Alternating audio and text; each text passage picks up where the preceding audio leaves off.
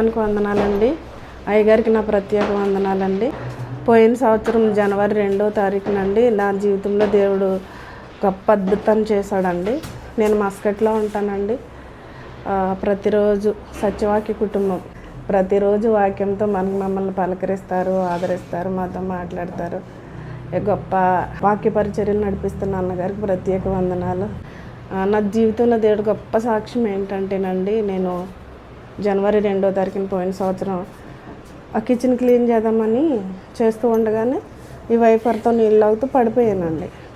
పడిపోవడంతో నా వెన్నుపూస 2 వెన్నుపూసలు పైకెక్కిపోయి పడిపోయి ఇంకా లేవలేని పరిస్థితి అండి.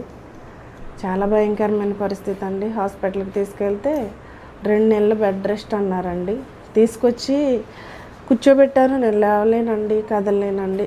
చాలా భయంకరమైన దుస్థితిలో ఉన్నాను.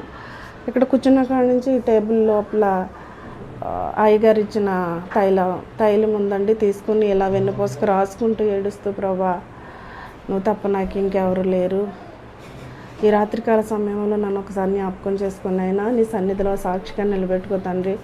నేను ఇంటికి వెళ్ళిన తర్వాత అన్నయ్య గారి దగ్గరికి వెళ్ళి నేను ఖచ్చితంగా సాక్ష్యం చెప్పుకుంటానని సమర్పణ చేసుకున్నానండి. అద్భుతమైన రీతిలో దేవుడు నన్ను ముట్టి మరి ట్రీట్మెంట్ని ఫలింపజేసి నన్ను స్వస్థపరిచాడు.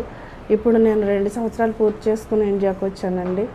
ఈ ప్రార్థనలో మేము ప్రతిరోజు నడిపిస్తున్న అన్నయ్య గారికి నా వందనాలండి. అలాగే ఇంకొక సాక్ష్యం, నా కుమార్తెకి నిరుడు పెళ్ళయిందండి. ఇప్పుడు ప్రెగ్నెన్సీ పాప పుట్టిందండి.